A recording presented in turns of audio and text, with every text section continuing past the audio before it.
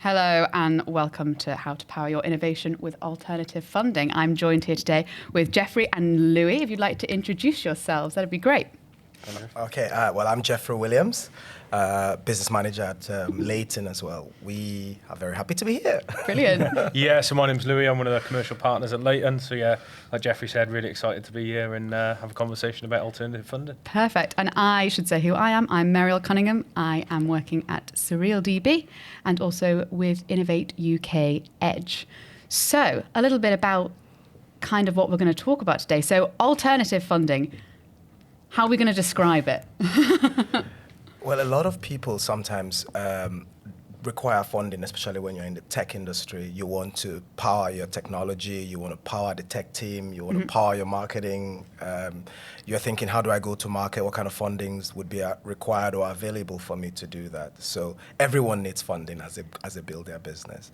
And sometimes when people go to think about funding, they always want to go through the PE or the VC way. But recently, there's a lot of conversations about alternative way to raise money, and we'll be talking about that today. Exactly. So mainly we're going to be talking about, well, government-backed funding. Yep. So what people, I'm sure, maybe not aware of, if actually how much support there is out there for startups. You know, the government really are powering innovation. They're really very excited about this whole startup space. So this is really going to be a talk about how, or a nice friendly discussion about how that is available, really. Brilliant. Absolutely. So let's have a little talk about our different stages of funding. So obviously we've got, say you've got a project. You've got your project, you want, you're in the project, you know what you're going to do.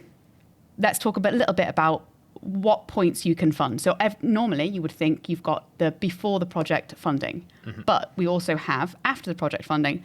Jeffrey, why don't you tell us a little bit about our how we've discussed it, the forwards flow and the backwards loop, two separate ends of where you can actually fund your project. Absolutely. So the forward flow is where you're raising money at the start of your project, and that kind of fund the team that you're putting together, that funds the backend that you're paying for to power your solution, and that funds your development circle for the tech that you're building, either in edutech, meditech, fintech, any of the tech that you find yourself in as well. Yeah. Now, that would be forward flow because money is coming in at the beginning. Now, when you exhaust that money, there is a chance where you're trying to find more ways to fund your project because innovation circle is not 1 year. It could take 3 years, could take 5 years, depending on what you're building, right? Now, there is another alternative, which is called the backward loop flow, which is you go back to what you've spent money on, and then you could access certain funding called innovation funding. So on one side, people go to Innovate UK, Yep. to fund at the beginning of their project. So that's things like grants and loans. Absolutely. Yeah. And now we have another one, which is called the R&D tax credit scheme, which then allows you to go back to what you've spent and be able to reclaim on those as well. And I think that's a big thing that I'm sure most people won't know about. So we're really going to cover a lot about that. Absolutely. So first of all, I guess let's just have a quick chat about that kind of the forward flow. So we've got from Innovate UK, there's all sorts of things like grants and loans, whether you're a startup or, well, for a startup, I would say the best thing from Innovate UK that they have offering at the moment is their Smart Grant, which is available for all startups. And, it's a great fund. I have it here, just so we got the exact detail. Perfect. So it's up to £100,000 that you can get as a startup from Innovate UK. That would be startuploans.co.uk if anyone was wanting to find that. That's brilliant. But a little bit about these tax credits backwards. I think that is really what is going to be the little nugget of information for everyone today, because that, people know about loans, people know about grants. That is more aware of this, but this is what is interesting. So how can we find information about these backwards loop tax credits? Yeah, so I think the key thing here is the Innovate UK and obviously the tax credits as well. They're both equity, they're not equity relinquishing anymore. So you're not giving up shares. You've spent so long on this project, it's your life and goal, and then you give it up to actually then to get money back into it. So neither are equity relinquishing. In regards to the R&D tax, it can be a bit of a minefield out there. You search something, loads of different things come up. What I would say, like my best advice would be HMRC website. They are condensing the information on there to make it a lot more smoother. Companies like Leighton, companies like Innovate UK are really strong with regards to that. There's other companies out there that I would recommend speaking to and just reviewing what they've got to say about the R&D claims. With that as well, then you've obviously got, you can see the categories, you can see what things qualify. And I think the main thing as well is just speaking to a network. So a conversation like today, there will be people there that have accessed R&D before. There's people there that haven't. Speak to them, find out their experience, find out their pains, because from there you can learn from that and really, grow. I think the R&D tax as a whole, there's been real big success stories of companies really starting off small, using that to really accelerate their growth into some of the largest companies in the UK at the moment, which is fantastic. So, Jeffrey, what is the eligibility criteria for a company to be able to access this R&D tax credit? Is there anything specific they need to be showing? Well, one of the things that we look out for when we talk to companies or we try to support their structuring to claim is 3 main criteria. So the first is there something within your business or your industry that is challenging that you are seeing and building something technically to solve? That's the first one. The second one is how are you approaching that project? Is it in a systematic way where you're iterating your solutions and having a start and an end date to solving that problem? Now, we need to put things in context. The R&D tax credit is focused on the activities that you've put in place to solve a particular problem, a challenging problem that is preventing your project from going forward because you've stumbled on a problem that you don't know how to solve. So within that space, you need to identify that, document that, and then go through that methodology or systematic way of solving that problem. So one would be, are you technically solving something that is uncertain? Right. Have you found a way to advance certain technical competencies or PI? Are you approaching that in a systematic way? So this would be the first 3 eligibility criteria when we're looking at that from a business point of view. Now, some people have asked, so Jeffrey, what is it within my business that is the cost that I can claim on, right? So that would be the technical team that you've put together. You can claim on the cost of that. There is also conversations that, well, for now you can still do that, but it may change in the future where you can also claim on people that are called externally paid workers within your team. And these are staff or people that work with your project, but outside the UK, but you pay them from the UK, right?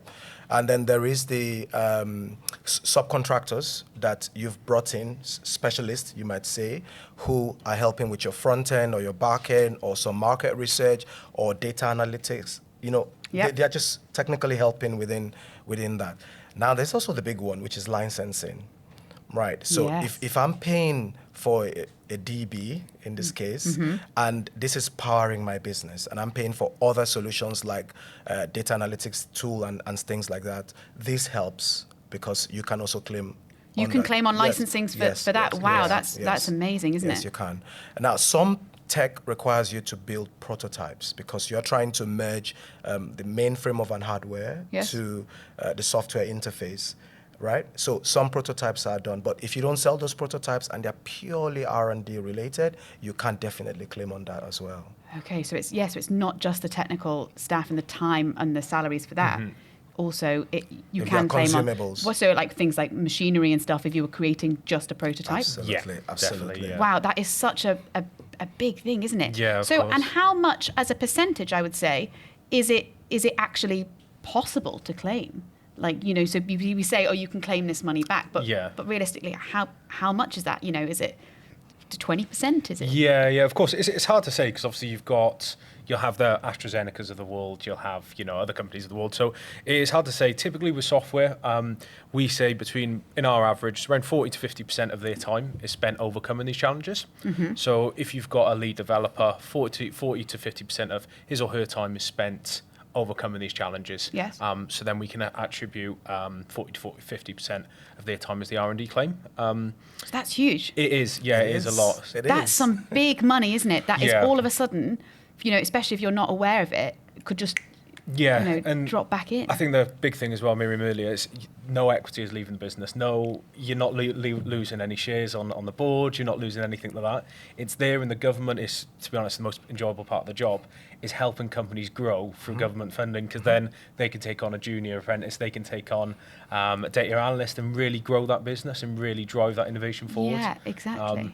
Sounds really cliche, but make us a bit of a powerhouse from there, and then really driving innovation in the UK forward. And is there any particular type of structure for the business that you're looking for? Obviously, we're talking here about, there being employees in place, and then also, for extra workers for this R&D project. Is there anything particular that the business needs to be structured as for this funding? Oh, that's a good question. I was just about to layer that on what Louis has said. So first, you need to be a company that's registered in the UK. Mm-hmm. Yep. You must have run that business for about a year plus, because you need to have filed before you can make a claim, right? Your corporation tax. You don't have to be profitable. You could be non-profitable and still be able to claim as a business. Mm-hmm. You don't have to have a large team. A single payee with some external developers or subcontractors, you can still claim on that, right? If your business is in its advanced stage, you can also claim as well. Because some people may have started 2-3 years ago and they're not aware. They shouldn't think that, because I built my tech 3 years ago, I'm not eligible. The scheme allows you to go back 2 years, possible if I'm right? Yeah, for first-time claimers. Yes. Yeah, they haven't claimed before. So if I'm in 2022 now, I could go back 2021, 2022. So that could make such a difference, couldn't it? It really could be quite a lot. It Yeah. does. Wow. It does. And then you also find as well, I always tell people, as much as you can, get your books right. Put the right structures in place, document your contracts, document your costs, right? Ensure that your operating P&L is showing all these costs, because it's retrospective when you look at how the scheme is structured. You must have spent the money before you can claim it. You can't say, I want to spend 500,000, so can I claim on that? No. Yeah. You must have spent 500,000 Right. to get on the table and said, well, I've spent 500,000 and I would like to claim some part of it back. Yeah. So this is where, obviously, Innovate UK is at the beginning of that to help you raise that 500,000 for that innovation, for that to be gone. So really, the government can back you from both, as you said, from full circle. Yeah. You can really help, which is help with all of this innovation. It's exciting, isn't it? So I was just about to say I tell you what I was going to say, actually. So as you've said, you can go back to claim 2 years previously. So you've put your claim for 2 years, and then say it goes on and goes on, the project goes on, you're still spending more money. Is this something that you can then claim every year moving forward? Yeah, so as long as you've ticked the advancement, the uncertainty challenge, and then obviously then competent professionals wouldn't be able to solve that project, each year you can claim on those costs. Right. So every year, essentially, you can claim on those costs so long as you've done, the technical side of a claim. So there's companies that we've worked with for now over 15 years that we constantly sort of every year go back over and see what projects they've done. I think the big thing as well, Miriam, is say, for example, SurrealDB, there will be different stages through the next 5 years that you guys are doing. And that's the pockets of innovation that we want to pick up and obviously look at the R&D in different stages. Right. There'll be pre-project, there'll be post-project, there'll be enhancements to every client base out there. And that's what we want to pick up. Just because the project's finished, essentially, I think I was chatting to someone yesterday and he said the minute a project finishes when the fun starts, because you're always doing iterations, amendments, and that's the pockets of R&D that you want to be picking up year on year. Yeah, exactly. And especially in tech, especially in this space, because everything is moving so quickly and there's always so many new innovations and so many things that you can then manipulate and add and improve. So it really, that is. So if you look at it from a product life cycle, you're building the product, right? And then you're adjusting the features. Yeah. You are upgrading the capacity. You are integrating to third-party service providers. You are integrating to other softwares and platforms or hardwares. You are buying off the shelf, but you're also building out the capability of that off the shelf to address certain technical issues within certain markets that you may be willing to go into. So I could have a solution in health, but I'm thinking, well, if I integrate payment into this, it would work. So that now you're thinking, okay, let me build out the payment part of that Meditech.